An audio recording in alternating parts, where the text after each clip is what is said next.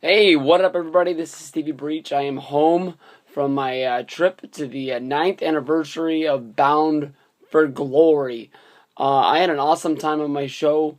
This right here is just going to be the live review of the show. I had an awesome fucking time. I don't know when I'm going to have a time to make a video about a trip. I'm going to try to make it tonight, but honestly, this video is going to be an hour at length of more. I had a ton of fun, and I have a ton of stories to share.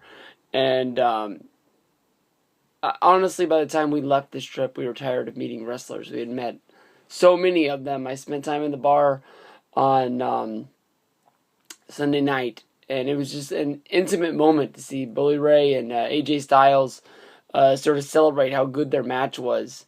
And that's something that you don't get to see if you're in WWE or anything else like that. I mean, once the pay-per-view goes dark and the guys go in the back, all the fans leave.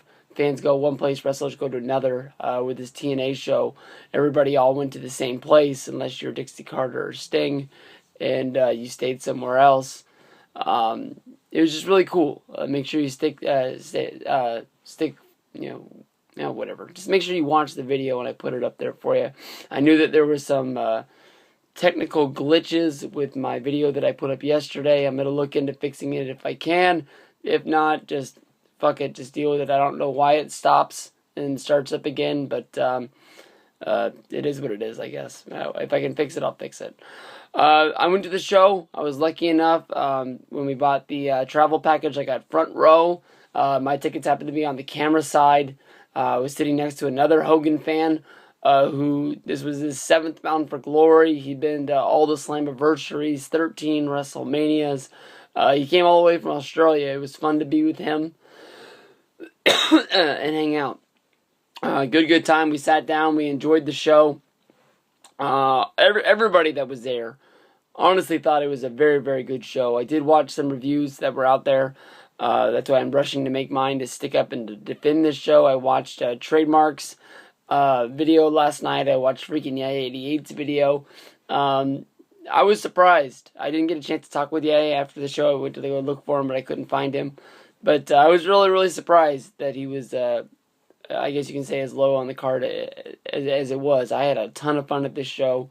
He took a shot at me saying that it was because I enjoyed my front row experience. But honestly, if I was watching this show at home, I would have had a fun time watching this show. And it was really fucking awesome.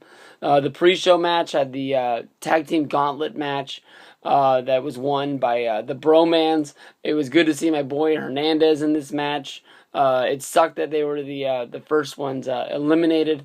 But honestly, as much as I like Hernandez, I love Bad Influence, and I wanted them to get onto the pay-per-view just to be able to see them more. They were some of the big highlights in order to the whole weekend, and two guys that I really, really enjoy. I know that they got onto the pay-per-view doing like the little segment in the ring, trying to get the powers that be to put them into the tag team match for the championship, making it a 3-way. But Bromans won. Honestly, this match went a long damn time. It was a long, long match. I was really, really surprised how long it was. I was looking forward to like some sort of a WWE pre-show where the match is, 5 minutes. And I thought that all these guys were just going to run in there. The match would be over before you know it, but it was a damn good tag team match. I talk about how much I love tag team wrestling all the time. I wish that Joseph Park wasn't in the ring, but Joseph Park is just a character that I don't like that much. But Eric Young, in the matches that he was in, did really, really well. I liked how Bad Influence kicked the shit out of Joseph Park, and he was taken out, but Eric Young wouldn't quit. And he didn't lay down for the Bromans. He put up a fight, and he gave it everything he had. Damn good match. Damn way to kick this off. I don't think that it really got anybody to buy the show. But it was fun, and it was a 1-hour special that was on Spike TV. They kicked off the show with the Ultimate X match. Chris Sabin, Manic, Austin Aries, Jeff Hardy, and Samoa Joe.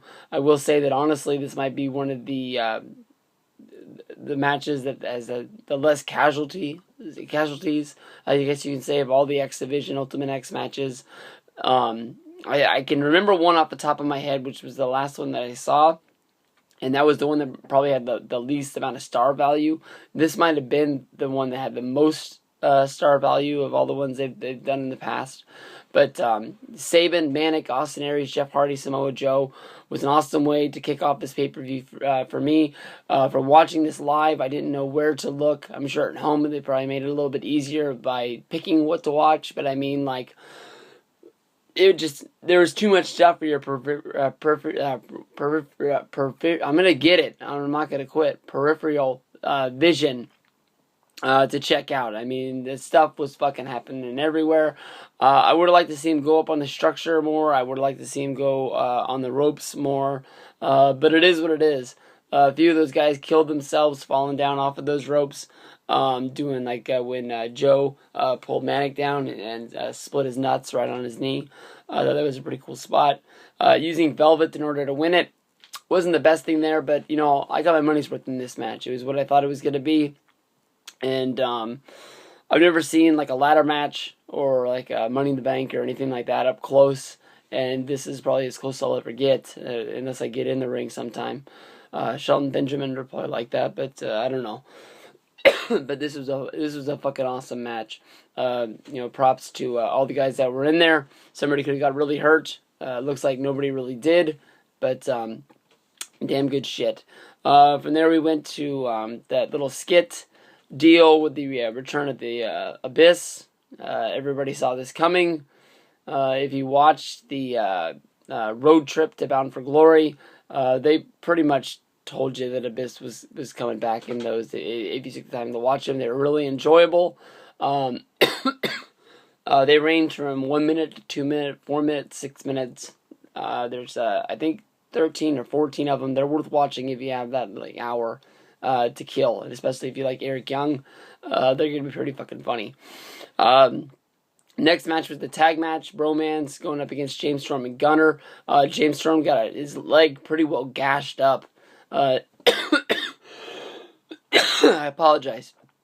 He said that he hit the apron, and one of the screws that held the apron in was out backwards, and that's what gave him the cut. Because from where I was and where I was watching it, I honestly didn't really see what happened to it. To make it happen, he was busted open. This match really made me like Gunner a whole lot more. I like his attitude to just bring it, let's get this going, and let's whoop some ass.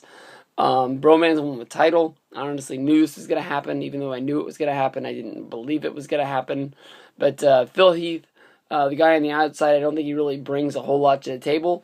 But I was honestly surprised. We were giving him a lot of shit for both of the matches he was out there in the front row. And he only responded to us one time. And I thought that since he was an outsider, wasn't really into wrestling, I thought if we got on him, it would really get to him. But he had thick skin, and it was good shit. Three-way for the women's title. Gail Kim, ODB, and Brooke. I thought this was some good wrestling action for the girls. This was a match that I wasn't really expecting a whole lot from. If I had to go to the bathroom, I would have gone to the bathroom during this match. But I have a streak going of not leaving my seat during shows that I broke. And after I did that at WrestleMania 28, I've always felt bad and told myself I'd never do it again.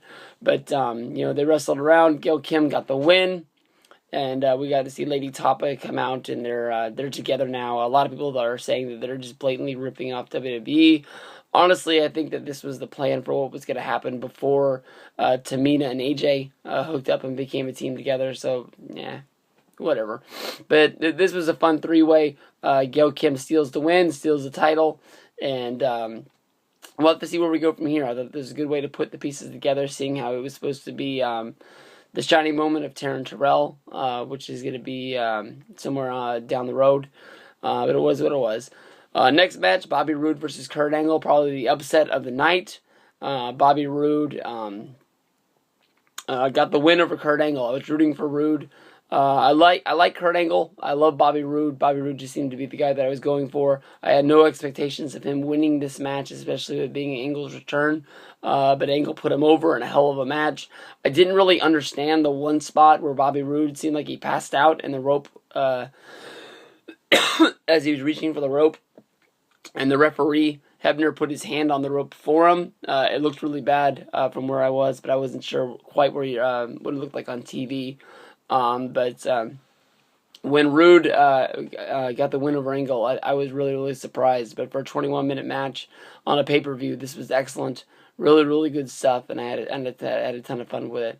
The next match, Ethan Carter 3. What a debut. What a flop. Hopefully this was on pay-per-view, and since it was a TNA pay-per-view, not that many people saw it. Maybe they can retool it. Maybe they can repackage it into something for Thursday.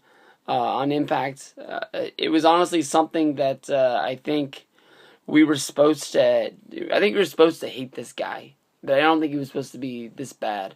A lot of people flipped out for the guy from PWG coming in, and it was good to see him. I was a little misunderstood about why he didn't get to go up the ramp after the match. They made him go through the crowd and into the back through the crowd pretty much. They weren't setting up for anything. It wouldn't have taken anything away. Maybe they just wanted the crowd to see how bad this guy get his ass kicked. I'm not sure. But I give that match a thumbs down, but I think I was going to give it a thumbs down. Everybody else would. Magnus versus Sting. Two guys I don't like. I gave this match kind of a boring. It was a little bit slow for me. But to me, I don't have any interest in Magnus. I don't have any interest in Sting. Two guys I don't like. Went through the match. Magnus got the win. I was expecting him to lose, but it looks like I'm going to get the same result of a storyline I was thinking of from this. Basically, now Sting is going to feel slighted that Magnus wouldn't give him the props. If that makes Sting turn heel, maybe I'm a little bit happier, but I think Magnus is the guy that's going to end up turning in the long run. But to me, watching, it looked like Sting got upset because he didn't want Magnus to, he wanted Magnus to give him props for doing it. And I also sort of thought maybe they were going to go with the storyline that Sting just put him over and just gave him the easy win to help build his confidence, much like Sting helped out AJ back in the day. But what a match the World Championship title was. AJ Styles versus Bully Ray. The whole storyline with Bully Ray bringing Aces and Eights back together. I got to see everything I was expecting from this match and more. I never expected to see AJ Styles flip off the top rope and go through a table on his own with Bully Ray getting out of the ring. I didn't think that they would do the pulling back the ring and exposing the boards. I didn't think they would do that spot again, but it was just total carnage. You could see everything that was underneath the ring. There was tables, there was ladders, there was beer under the ring. It's just a whole bunch of props that just never got used. I thought they were going to break out everything for that. We got to see Knox come in, hit a choke slam. We got to see Garrett come down with a hammer. He did yell Briscoe. He yelled Wes. He yelled at a couple guys that didn't come out. He did the Hogan thing, which really fucking got me going, because I was like, he's here, he's coming, this is going to go down, and it's going to be fucking awesome. And he didn't come out. He was at his beach shop taking pictures. I should have checked. But, I don't know where TNA goes from here, but AJ Styles is the champion is a good way. I know that they're saying that AJ Styles doesn't have he doesn't have a contract. If I was booking the thing, I would say that AJ's basically under contract until he loses the title, because he is your champion. You don't want to send this guy home. You want him to be as hot as can be, and then just sort of keep it strong that once he loses, basically he's out of the company, and then just let that storyline just sort of drift off into oblivion for when he does drop this. TNA, the one thing that they do right is once they put the title on somebody, they keep the title for a long, long time. They don't just sort of pass it around like hot potatoes. But Bully Ray was a damn good champion for the company. AJ Styles is a damn good guy that's been there the whole time he's there. I'm glad that he's on top now.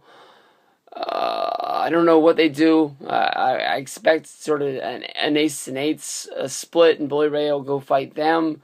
Who that means AJ Styles fights, I'm not quite sure. If I'm Kurt Angle, I want to get that win back from Bobby Roode. Chris Sabin is a champion that's going to fight with the X Division guys now. So who does that really leave for AJ? I'm not quite sure.